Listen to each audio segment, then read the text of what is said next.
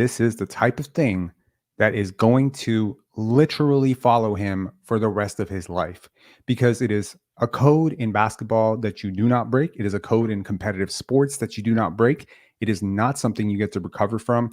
The online backlash to what he's done here, it's too big to stop. It won't matter if Jayson Tatum deletes it at this point. And as a Raptor fan, I'm sitting here wondering, why is it that probably tomorrow, for what feels like the 180th time this year, I'm going to be enduring a public apology from Dennis Schroder for something that he didn't mean to do and people misunderstood it, but it all means good. At the end of the day, when you're a fringe role player, when you're a role player in the NBA who's 30 and you do something like this is how you end your career in the NBA. How do you go into the locker room tomorrow and face your teammates in practice? Dennis Schroder is a guy who turned down a pretty hefty extension offer from the Lakers, only to proceed to be lowballed by other teams, have to sign for $5 million with the Celtics, which is presumably where he developed this fantastic friendship with Jayson Tatum.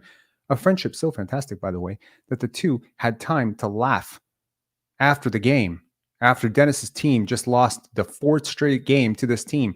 And I get it. I hate it, but I get it. I'm not old school. You see the gray hairs? I have some gray hairs. Probably don't see them.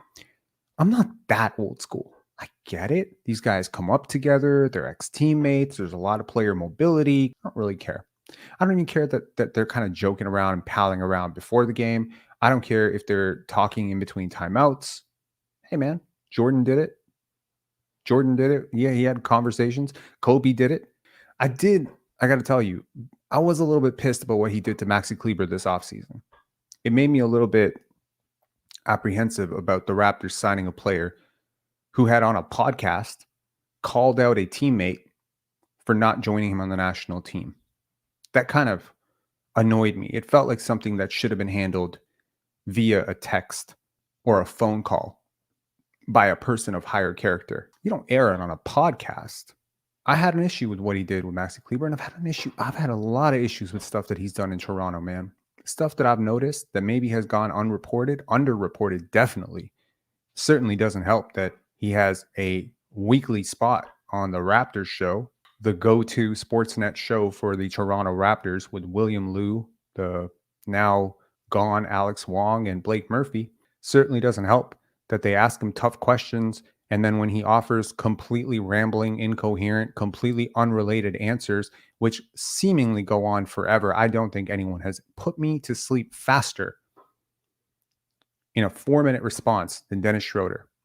All of these things have bothered me. Him coming out and making this entire sermon after that tough loss against Detroit, when, the first time he's addressed the media in a post game the entire season, and he comes out with this whole soliloquy about, oh my God, we're not together. Yep, no shit, Sherlock. We see that.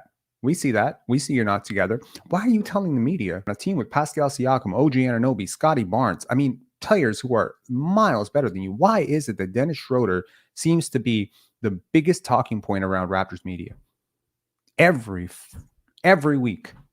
I think it's because he prefers to be. Well, there's a thing they say about people who always think they're the smartest person in the room. Eventually, you get caught. You're telling yourself you do something too stupid and you can't take it back.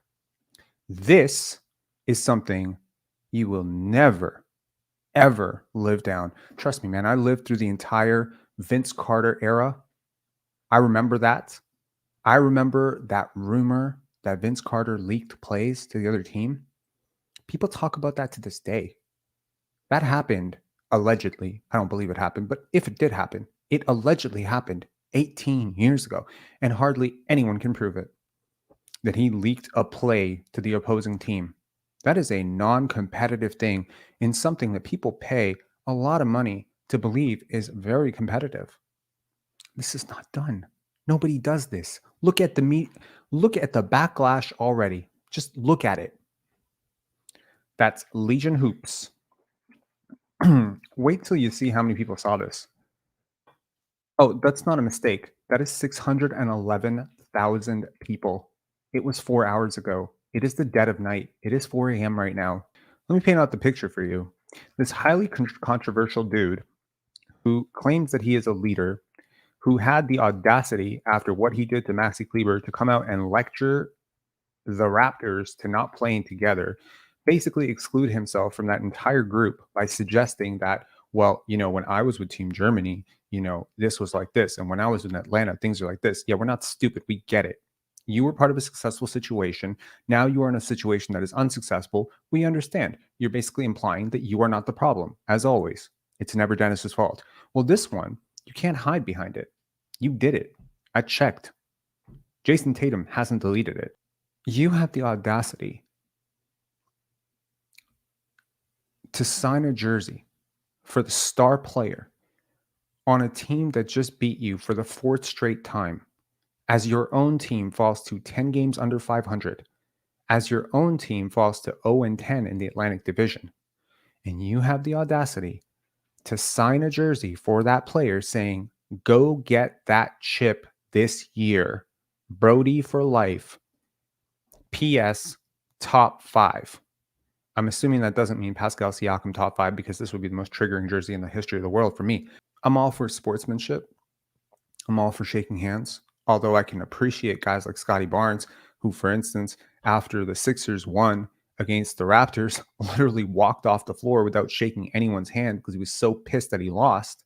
Maybe I'm not very sportsmanlike myself. Maybe I was the type of person that was a little bit cold in that line if a team beat us by 30. I'm not a professional athlete, never even been close. But I can't even imagine doing this in rec league. You understand? You got to go in and face a team tomorrow that are apparently your teammates, that are apparently disbanded and not together, allegedly, like your German national team, whatever. I mean, I wonder if some point, he walked up to Luka Doncic, during the World Cup and said, good luck with the championship. No, I'm pretty sure he didn't do that. Right. So what message am I receiving as your teammate? How are you going to address me if I'm Scotty Barnes tomorrow and I got to walk in and know that you just wished a conference rival, a division rival, a team that you might end up fucking facing. They're the number 1 seed. You're aiming for the play-in. You might face them in the first round.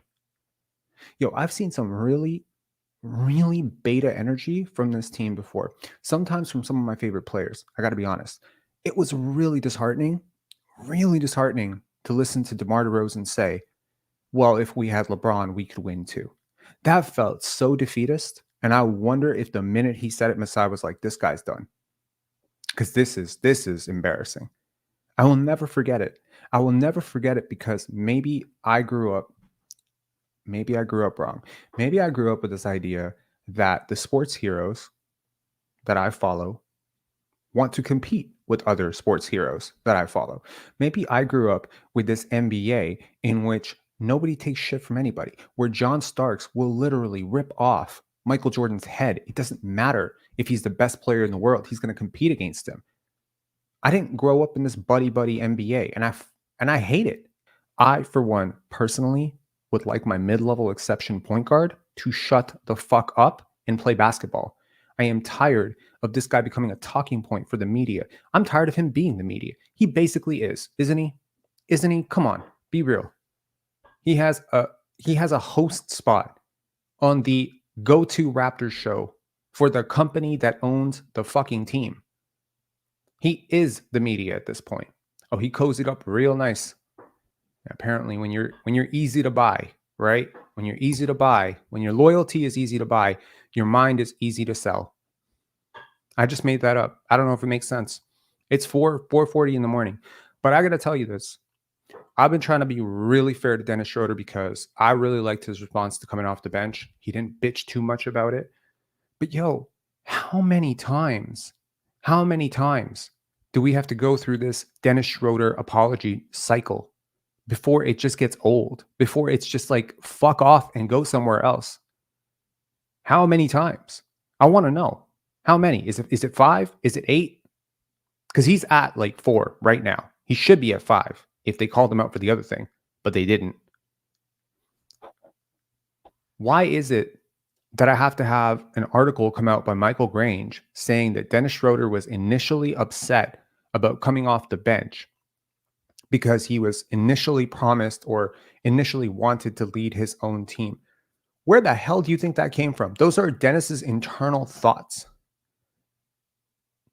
Oh, I'm sorry. Did Darko Rajakovic leak that to you? Or did Masai Ujiri? Come on. This is clearly something, in my opinion, that Dennis or someone close to Dennis leaked off to you, that he was internally upset. But now look at the good guy. He's bought into this role off the bench for Emmanuel Quickly. What does that say? That says he wasn't willing to come off the bench for Gary Trent Jr. That's all it says. Do the reasoning, man.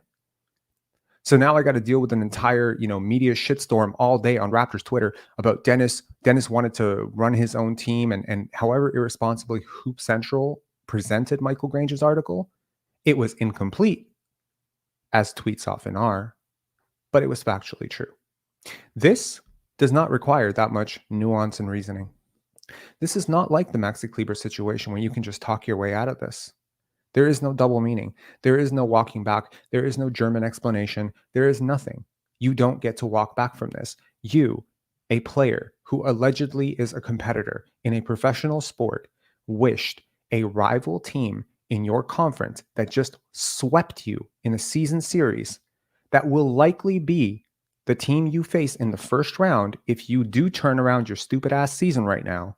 You just wished him a championship.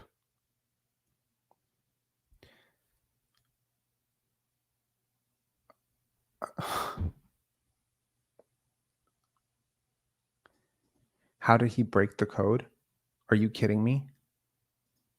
You think that wishing a team that you're likely to draw in the first round of the playoffs in your own conference when the season is not even close, you're not even at the halfway mark. Next game is 41, which means that, you don't even know right now mathematically if you have faith, if you have any belief in the team. And by the way, I do. Clearly, I have a little bit more faith in the Toronto Raptors right now than Dennis Schroder does, because I genuinely believe if they face this Boston team fully healthy, if we can make some trades and make, gel, I think we can give them like a 6-game series. And who knows? Jayson Tatum, boom, shoulder out, or Al Horford out, Kristaps Porzingis. There's a lot of injury-prone players on this team, and they're old. How do you know? How the hell do you know that you don't draw this team in the first round and they're missing 2 guys? You want to just lose the match before you get to the match? This is some real, honestly, loser-ass energy. Get it off my team. He might be a fantastic bench scoring guard, but leader? I don't think so. Let me know in the comments below if I'm out of pocket. Maybe I have to delete this video tomorrow, but I'm not going to delete this video. Let the hate come. I don't care. Germany, respond. I'm sure. Y'all are up right now. Respond. Tell me I'm an idiot, but tell me in another language so I can't understand it. Peace, guys.